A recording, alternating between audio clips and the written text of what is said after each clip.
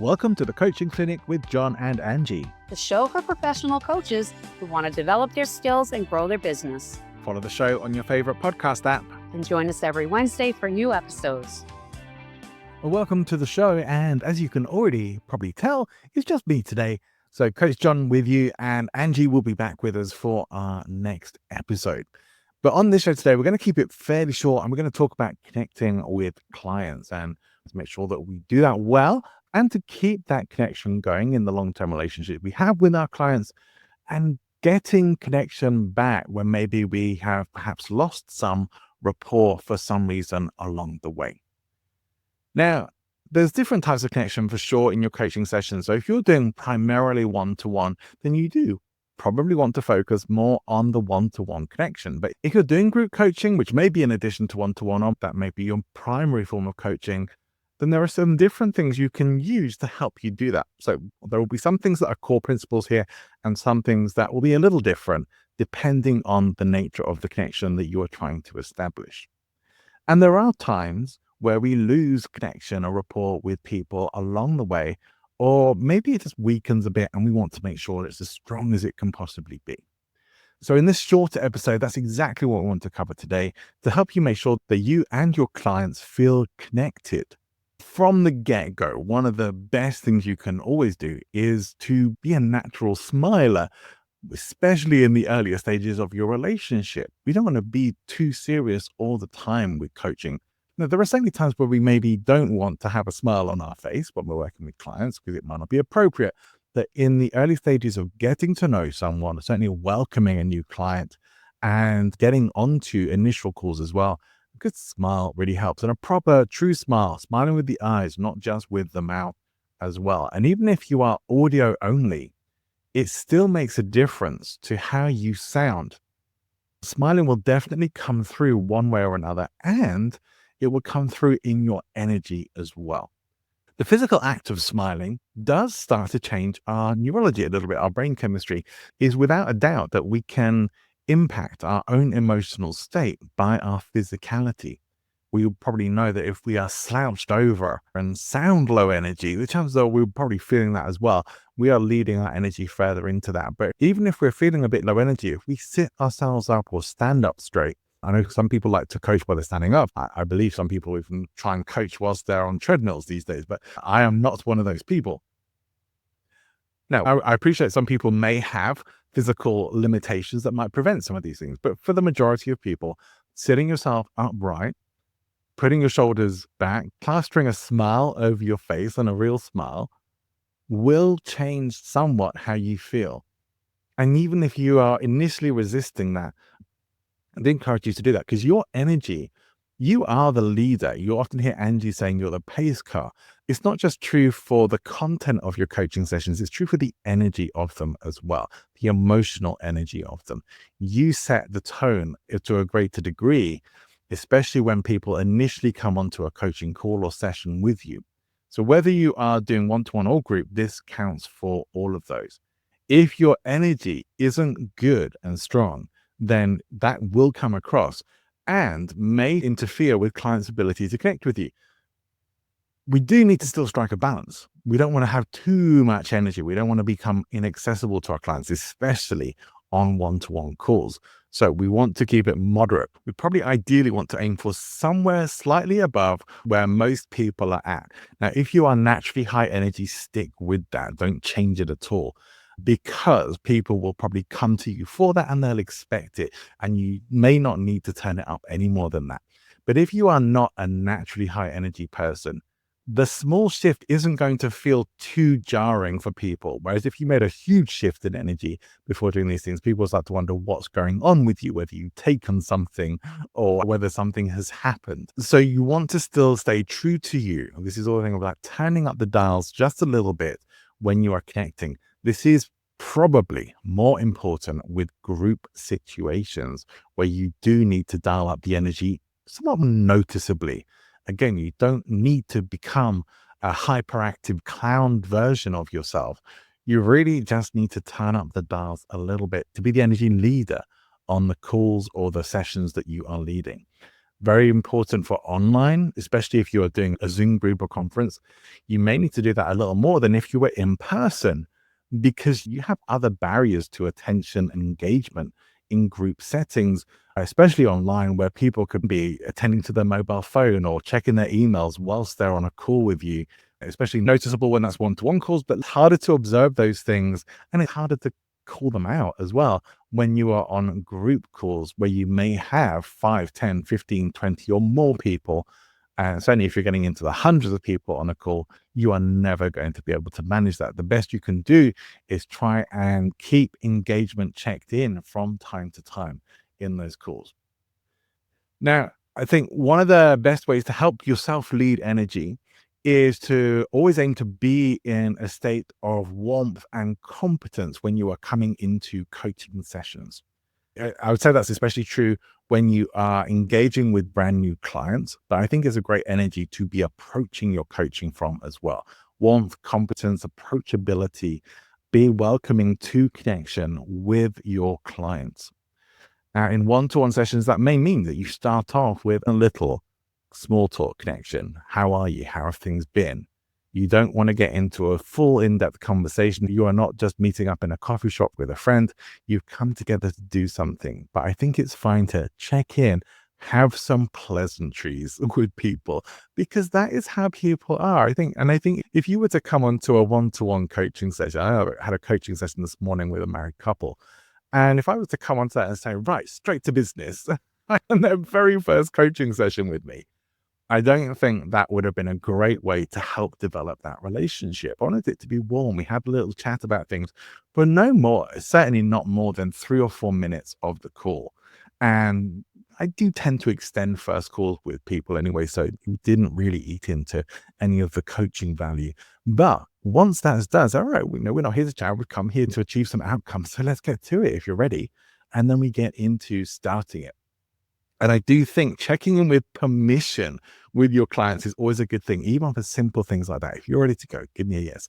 How do you feel about going into this topic? Is that something you'd like to do? Check in with permission. So we're going to talk about this on this session. Is that still something you'd like to talk about, or is there something else on your mind? So you are still letting them lead the direction of the coaching session, but you are the one who is holding the space and keeping things on track for them.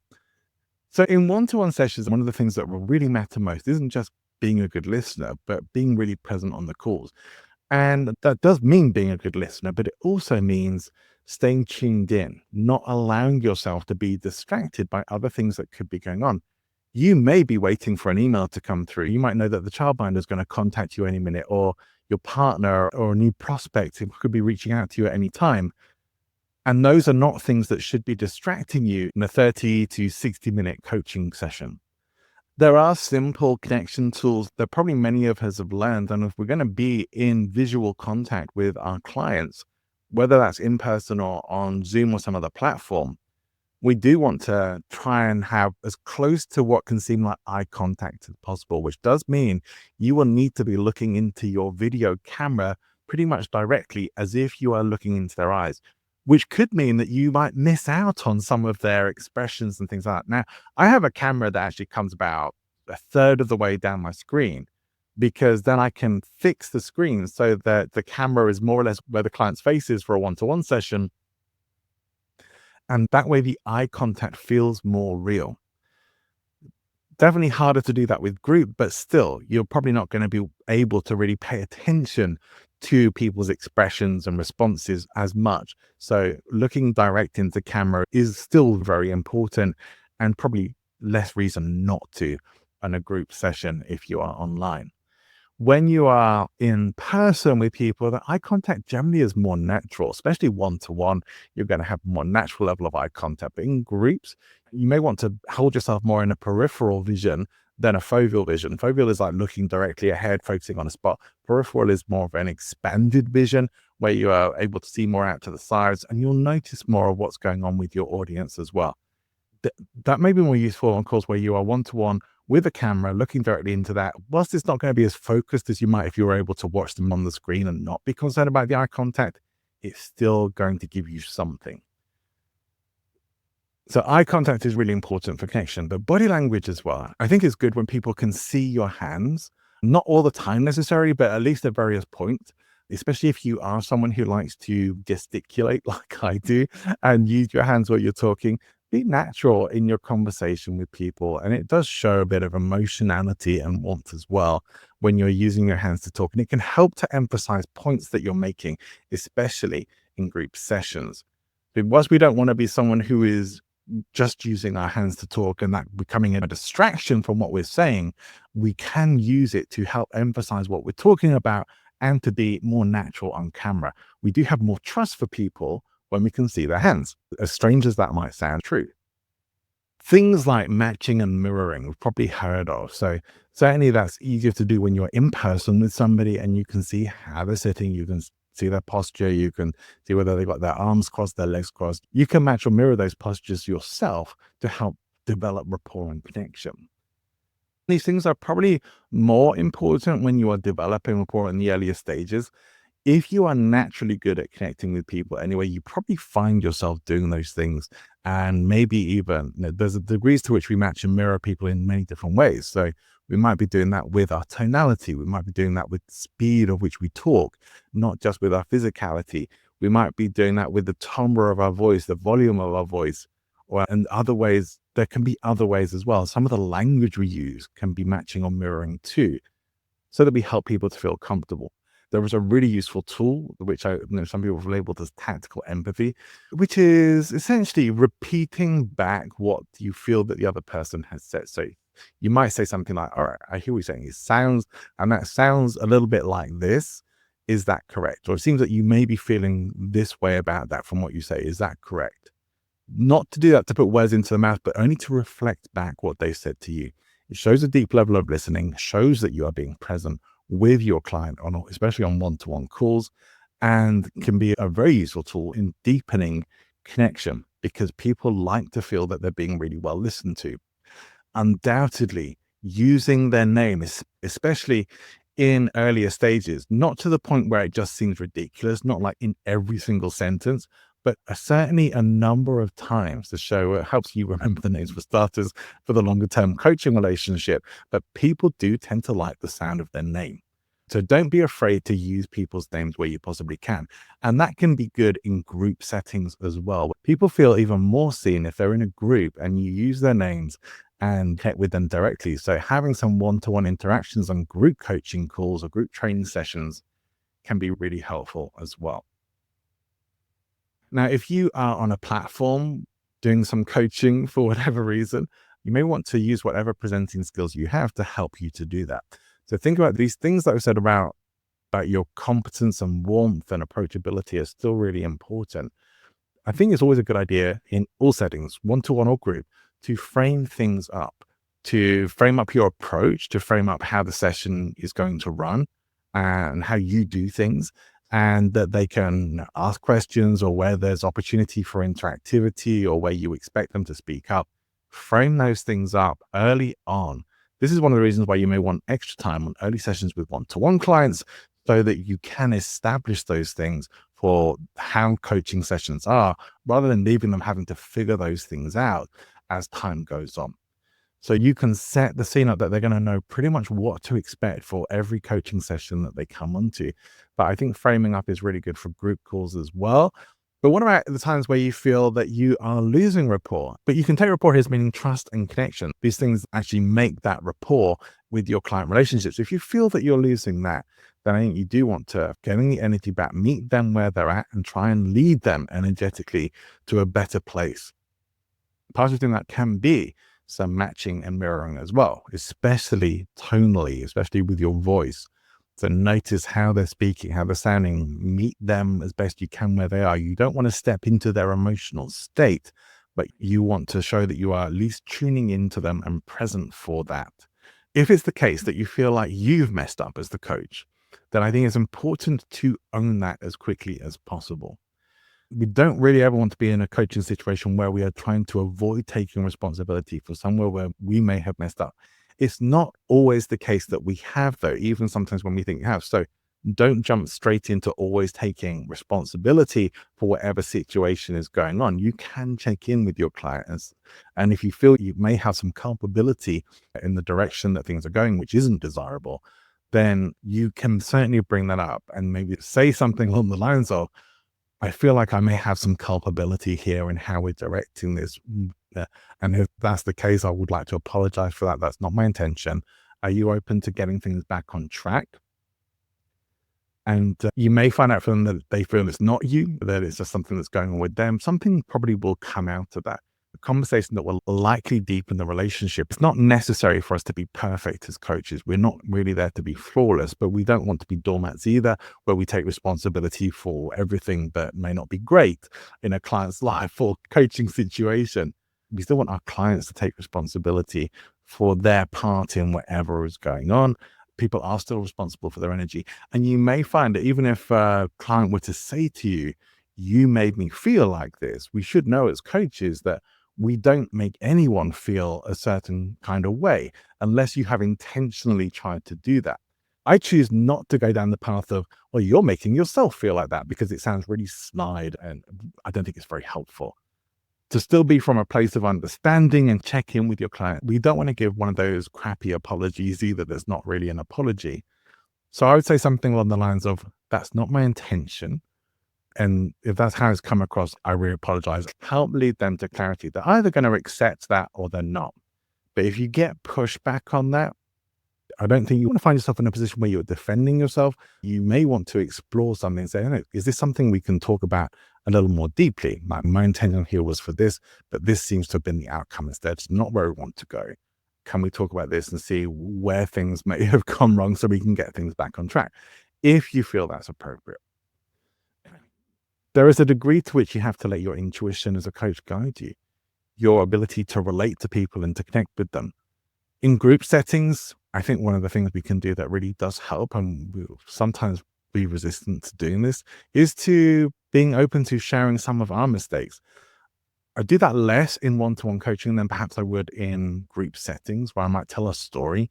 Telling stories in one-to-one coaching is a little different. Some people have that coaching style and it can work really well.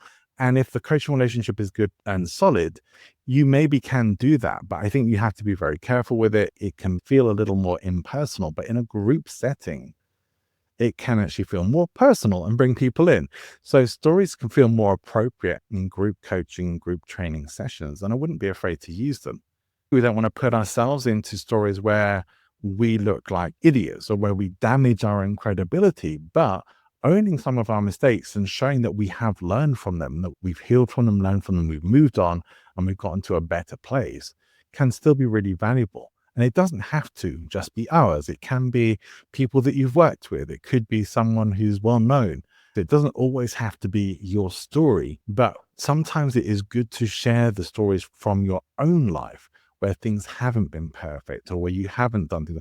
Owning some of your flaws makes you more accessible and more human, makes you more vulnerable to your audience. And we do want to show some level of vulnerability, but we have to balance that with, we mustn't make ourselves look incompetent or incapable when we're on the coaching calls as well, because that is going to damage the trust in the coaching relationship. If you feel for some reason the connection is wonky with a client, I can't think of a better word than that to use right now, but you're not sure why, maybe just ask them. Say, hey, things feel a little off. I'm not sure if it's something I've said or if something's going on, but is this something we could talk about? Do you feel this too? Is something off? Is there something I should know about? Because probably there is something there. Your intuition is telling you that things are not the way you are used to them being in that coaching relationship. And more often than not, it's not going to be you, but it will lead into a valuable coaching relationship. And it also shows that you're really tuned into them and that you are listening, you're paying attention, not just to what they say, but to how they're showing up energetically on their calls. Now, you may have connection tips and ideas for how you connect with your clients as well that I haven't covered today. I would love to hear them. We certainly could include some of those in the show. And maybe you even have expertise in this area that you would like to share. Please do reach out to myself or Angie, and we can discuss bringing you on as a guest on the show. We're going to be bringing you an episode very soon, which is another interview episode, our second interview episode. We're talking about AI for coaches, AI tools, and how AI is changing the coaching industry and is probably going to continue to change that, and how we can ride the wave and make sure that we still have business and clients as coaches so that AI doesn't take everything away from us. And you're not going to want to miss that. I hope you'll stay tuned with us next week. The week after that, Angie and I are going to have a bit more of a conversation about the AI tools that we're using and how we're implementing those in our business as well. And we'll share that with you too. So that's it for me for this week. I hope you got some value from the episode. Do you have a question for the coaching clinic? Reach out on LinkedIn to connect with Angie and John. Leave us a voicemail or video message and we will feature you on the show. You can also leave up to 90-second voicemail for free on www.speakpipe.com/the Coaching Clinic podcast. We'd love to hear from you. See you next time. Bye for now.